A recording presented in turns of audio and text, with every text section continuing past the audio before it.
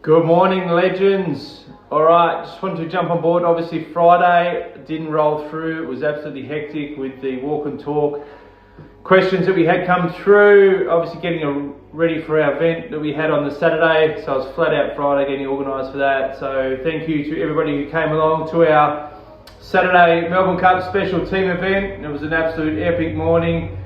We had a little bit of rain in the morning, which sort of put a motivator on it, but definitely mixed it up, made the guys work hard, and it was a great event overall, and everyone had a really good morning. It was a good turnout, good teams. Alright, so rolling through, obviously our walk and talk series is predominantly based for your health, fitness, nutrition, mindset, training questions. Okay, so we'll roll through and get kicked off with that, and stay tuned.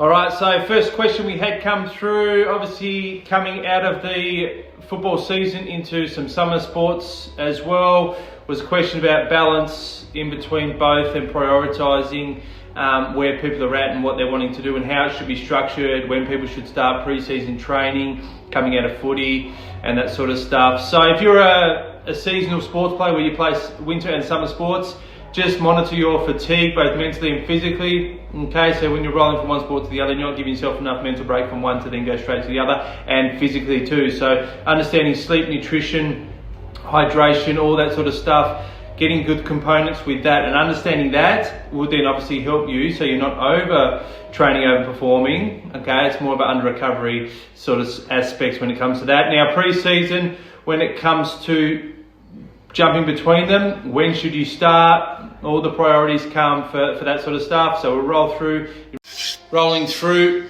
You should, I guess, when you finish football, it's obviously, I think it's been a long year, big season, depending on where you've finished. If you've been winning all year, you're at a high. If you're at the middle to bottom, you're sort of maybe at a bit of a mental slump, not so much physically, but more mentally broken, that you might feel physically tired as well. So having yourself a nice mental break away from it, obviously recapping yourself and your game as you like a debrief at the end of the year that you would give yourself on your performance and on a team level.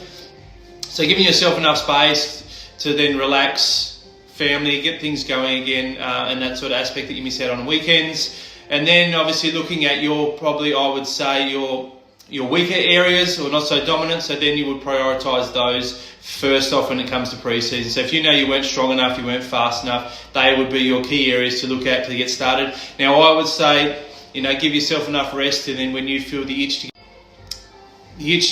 to get back into it, to do something. So I'm a big believer in, it becomes part of your lifestyle. So obviously with training in the gym, building your strengths, getting nutrition on point, educating yourself around that, it's a lifestyle change. So when obviously you step out of a seasonal sport and into some pre-season stuff, it's not that big of a change. You're still being consistent because it's in your routine, in your daily lifestyle. So obviously as athletes, you want to prioritise some areas that you feel like you need to bring up. So they would be your first point, like I said, whether it's strength or fitness, whatever you need to pick up and go from there. Most guys will start around now, November-ish, December-ish, with a bit of pre-season work before Christmas.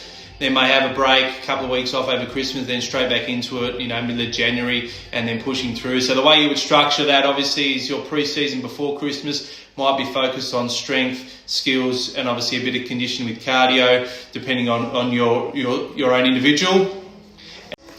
And then obviously rolling into, as it gets closer to obviously the actual training season, roll into a bit of plyometric work, as well as your fitness and speed work and ball skills. Obviously that's the best way to get fit in running, is use the balls, do your high intensity stuff.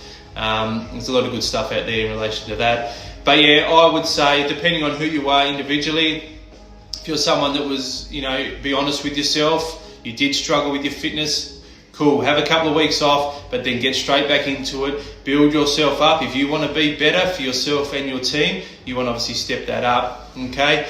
Another good question that came through was in relation to managing, obviously, your work, life, family, training balance, okay? So how do you do it?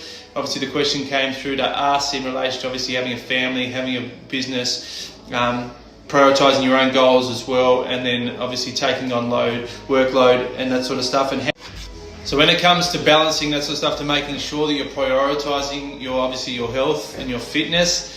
Okay, so it's working in conjunction. If you're in a relationship, you've got to work together as a team to make sure that you have outlined, hey, this is my goal, this is what I enjoy, it's a priority. Okay, so being that would work together with your partner, that balance should come and the priorities of that. So yes, we might have to sacrifice things, but we need to really get in and align things as a priority list. Okay, so health needs to be your priority. If you're not good, if you're not mentally fit, if you're not physically fit, you are going to struggle to then be capable to work at your performance, look after your family, be with your friends, all those other aspects. That's why we need to really prioritise our health. So if that means getting to the gym for half an hour, 3-4 times a week, then that needs to be a priority, and when you structure that in, okay? All right, and last question that came to is relation to supplements are based around recovery. Now getting into some training, obviously getting the soreness, the DOMS. So people wanting to know, okay, I've just started off in the gym, I've just started being active, doing some cardio. What is the best, obviously, supplements for recovery and performance? So first and foremost, guys, you want to make sure you are prioritising your nutrition in your means of real food. So making sure you are eating the right quality amounts of fats, protein and carbs. Obviously getting structure and base around how much you actually need for your goal, for who you are, is obviously a professional help that's needed. So guys, if you need that assistance, please reach out to someone, okay, that can obviously align how much you need to be eating, because that is the main thing people do not understand, is their portion size and how much they need to eat for what they want to achieve as well. Okay, so when it comes to supplements, we are putting that down the bottom of the list. We obviously prioritising our real food. That is where we are going to get most of our nutrients that we need to recover from training and exercise. Okay, but obviously first and foremost, you would look at protein as a supplement. If you knew you couldn't hit your daily protein needs and requirements, you would look at getting a protein supplement in, so you can have as a snack, but also increase your protein intake throughout the day. Creatine, a really good one to help with obviously your performance, your recovery as well. And a basis starting off with, like maybe some amino acids to take during your workouts or during your activity, but then also for hydration purposes to take throughout the day. Increasing your salt possibly, your pink Himalayan salt on your food to help your body absorb the water that it takes in. So sometimes when we get dehydrated, the water we drink doesn't sit and doesn't replenish. It needs those sodium salts to obviously absorb into the body so it can be utilised, okay, into the body cells and muscle. All right, hope that helped, guys. Thank you. So make sure you get your questions in for this week as well, guys. So if you've got anything in relation to what you want to know, health, fitness, training, sport, performance, mindset, lifestyle, we sort of help out in all areas, give advice, even guidance through. All right, so make sure you get them in for Friday. And another announcement, obviously we've got the sauna here behind us. We have just done a pre-order for our ice bath, okay, so we're going to be setting up our recovery room, which is really awesome, okay. So make sure, guys, we are obviously based in Harvey now. We do have a bit of a work in the pipeline for a few different locations as well. So keep tuned, get your questions in, and have a ripper week, guys. Thank you.